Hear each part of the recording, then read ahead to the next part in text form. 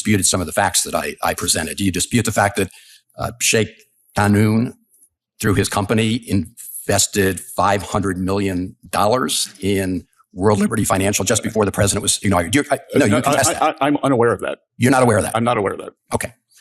I dispute your linkages. Are you aware of the other transaction I mentioned? Essentially the $2 billion. Seriously. I'm not. I mean, it's been so widely reported, Mr. Secretary, and been the subject of lots of questions. In fact, I believe I've asked you about this. When you stack your entire presidential cabinet with unqualified sycophants, conspiracy theorists, and billionaire grifters, you shouldn't be surprised when they absolutely humiliate themselves under oath. Donald Trump's top cabinet picks just faced cross-examination in the United States Senate, and it was an unmitigated disaster. One after another, these nominees folded like cheap suits. We are talking about the Commerce Secretary getting exposed for funneling billions to the Trump family, the Energy Secretary looking like a deer in headlights over skyrocketing gas prices, and the Health Secretary RFK Jr. getting publicly destroyed for literally making up fake medical studies and spending government money on bizarre vanity videos.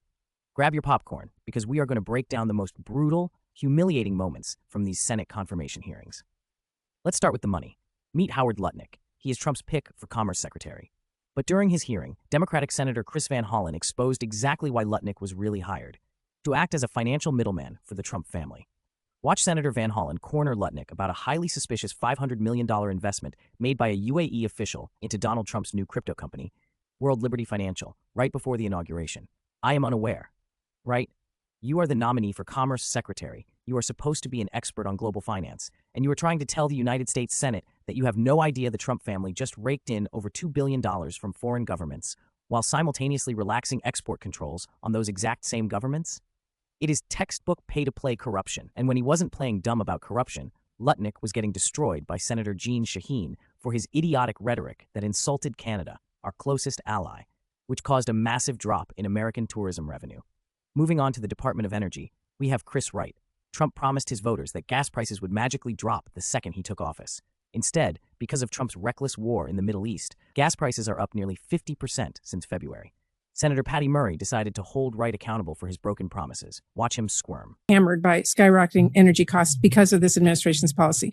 The average price of gasoline right now is $4.04. It's higher than that where I live. That is the highest it's been in 4 years. Electricity costs are up 6.9% over the last year. That is more than double the inflation rate.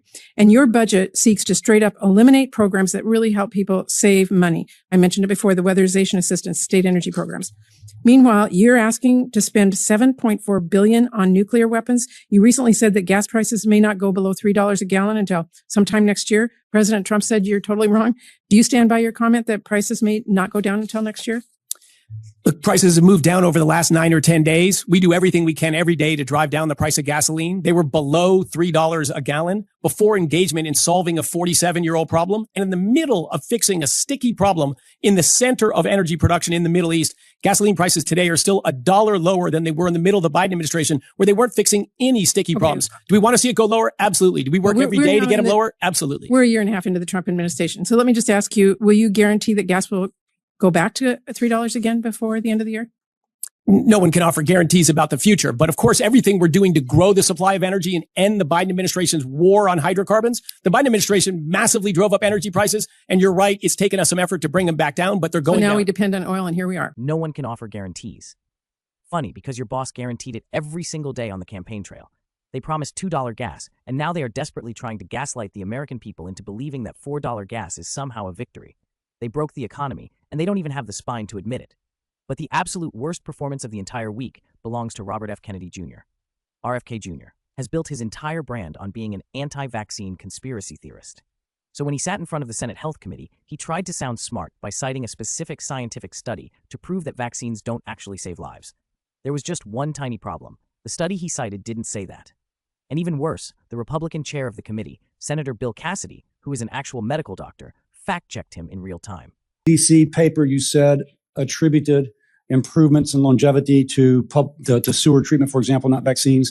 I'm looking for that on ChatGPT, and it says it doesn't exist. So what is that? It's called Guyer. The lead author is Guyer, G-U-Y-E-R. There's another one that came out in 1977 that was required reading in virtually every medical school that says the same thing. Actually, who's the author of that one? That one was called McKinley and McKinley. McKinley and McKinley. That one is not CDC. According to that's not. The Guyer is CDC. and Johns Hopkins. Senator Hess. Yes, and just speaking as a doctor, just to close the conversation, thank you for giving Geyer's name. I've looked up the article. The quote is, thus vaccination does not account for the impressive declines in mortality seen in the first half of last century. The reductions in vaccine-preventable diseases, however, are impressive. I'll condense. In the early 1920s, there were about 500,000 annual cases before the introduction of the measles vaccine in the 60s. Because of vaccines, these deaths have been virtually eliminated. So that's the complete context. I was talking about mortality, Senator. That's what they're saying. The deaths have been virtually eliminated. Okay. Again, speaking as a physician, I will say I looked up the McKinley articles. There was 3.5 million cases of measles per year before the vaccine came along, and about 550 deaths. And then the vaccine took those to less than 100 and like 0 deaths. So the efficacy of the Macaulay paper was written before for events before 1950, which is before the vaccine came out. But then the vaccine came out, and that's when cases went from 3.5 million down to near 0, and deaths went to 0 from 550 a year. So a tremendous impact of the vaccination. Senator Brooks. He got fact-checked by a Republican doctor on live television. RFK Jr. literally took a medical study that proved vaccines save lives, and he tried to tell the Senate it said the exact opposite. He is not a scientist. He is a fraud who relies on his family name to push dangerous, debunked garbage. But making up fake science wasn't the only thing RFK Jr. got busted for.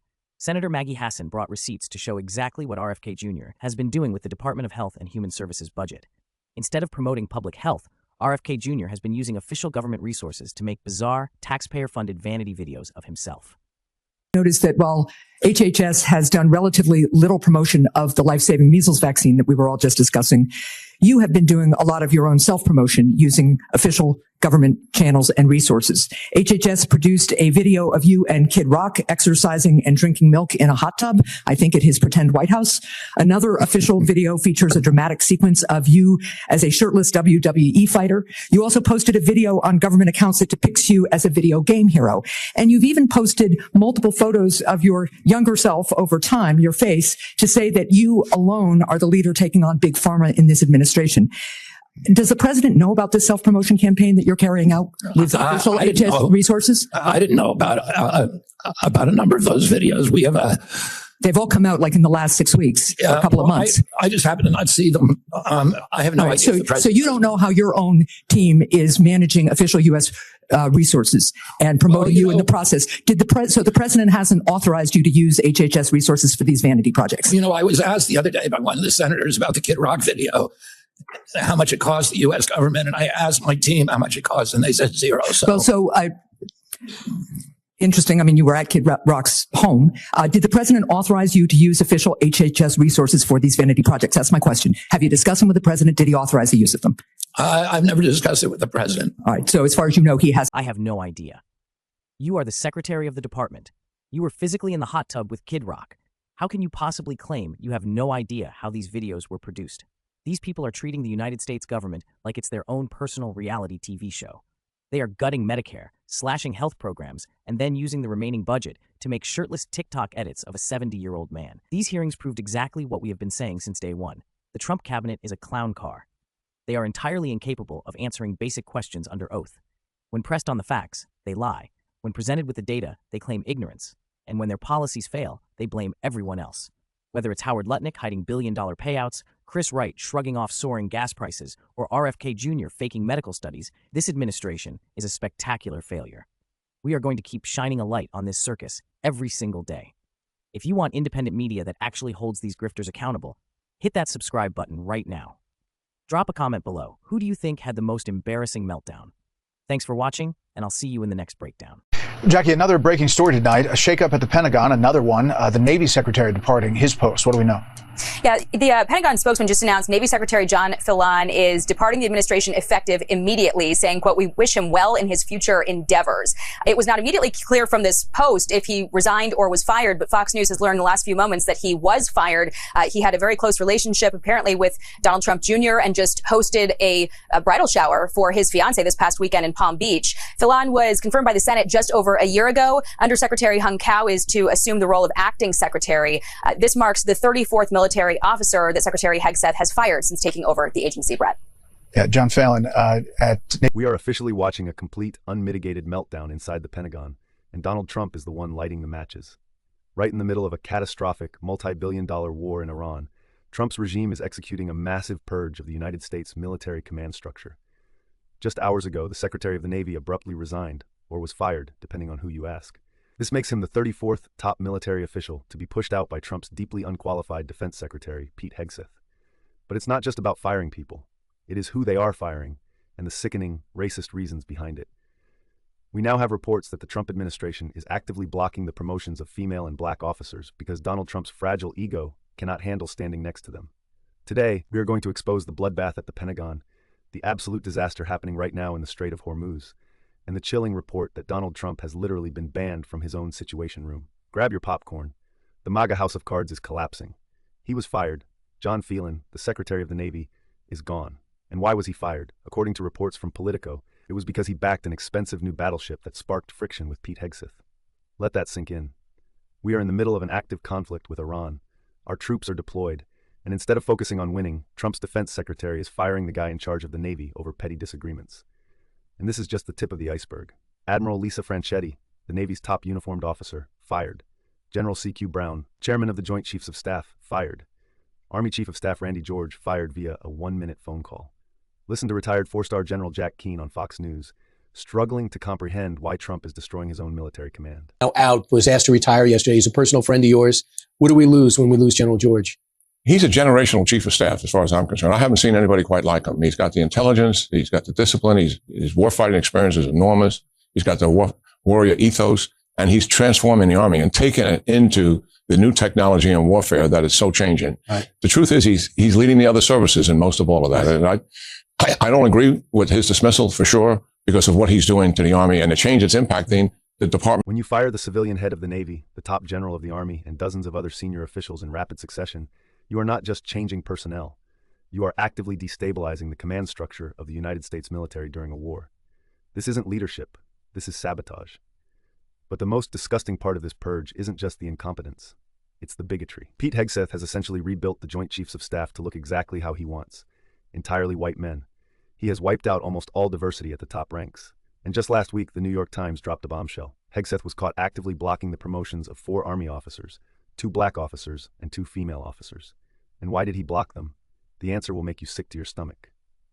Mr. Driscoll, that President Trump would not want to stand next to a black female officer at military events, the official said. Donald Trump would not want to stand next to a black female officer. This is the Commander-in-Chief of the United States Armed Forces. We have active duty service members of all races and genders putting their lives on the line right now in the Middle East. And the president is blocking their promotions because he is too much of a racist, fragile narcissist to share a stage with a black woman in a uniform. As Alexandria Ocasio-Cortez pointed out, the only women Trump knows how to deal with in his administration are the ones he can fire. But guys like Kash Patel, who allegedly gets blackout drunk while running the FBI, he gets a free pass. The hypocrisy is absolute. And while Trump is busy fighting culture wars at the Pentagon, his actual war in Iran is turning into a humiliating disaster.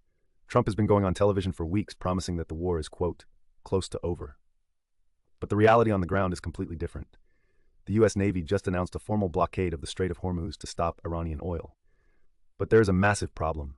The billion-dollar American warships are being outmaneuvered by cheap Iranian speedboats. Low-cost speedboats operated by the Iranians that are able to cause real problems, as we've seen over many weeks now. I think in all, that this post kind of demonstrates the president's frustration. I mean, I think we're 8 weeks into this conflict now, albeit in a state of ceasefire right now, but it's totally unresolved. Economically, the situation in the Strait of Hormuz is terrible, and we're all feeling that right around the world with energy prices. So although there's a ceasefire, it is still a war. It's 8 weeks long. And this war, he said, would be very simple, very quick, and would last no more than a few weeks. So the president has a problem, and he is struggling to get out of it. It is a complete embarrassment.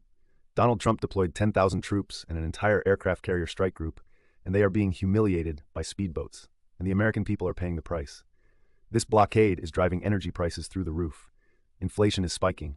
Fox News itself just released a poll showing that 70% of Americans feel the economy is getting worse. Trump promised free oil and lower gas prices. Instead, he gave us an endless war that is destroying the global supply chain. Because things are going so badly, the pressure is finally breaking Donald Trump's mind. The Wall Street Journal just published a report that is genuinely terrifying. According to their sources, Donald Trump has become so unhinged and irrational during the heat of this conflict that his own military advisors are keeping him out of the Situation Room. Let me repeat that. The President of the United States is considered so mentally unstable that the people running the war will not let him in the room where the decisions are being made.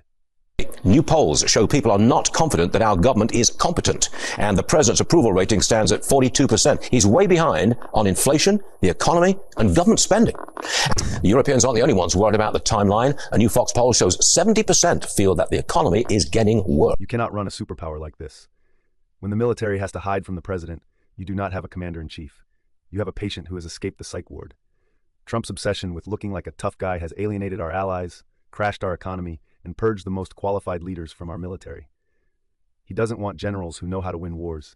He wants yes men who will stroke his ego. The American people were promised a quick, easy victory. They were promised stability. Instead, they got a multi-billion-dollar quagmire, 34 fired military officials, and a president who is too racist to promote black women and too unhinged to sit in a military briefing. Donald Trump is watching his regime collapse, and he has no one to blame but himself. The only question left is, how much more of the country is he going to destroy before he is finally forced out of power? We are going to keep shining a light on the chaos inside the Pentagon and bringing you the truth the MAGA machine wants to hide. If you support independent media that holds the powerful accountable, hit that subscribe button right now. Leave a comment below. Do you think Pete Hegseth is intentionally destroying the military? Thanks for watching, and I'll see you in the next breakdown.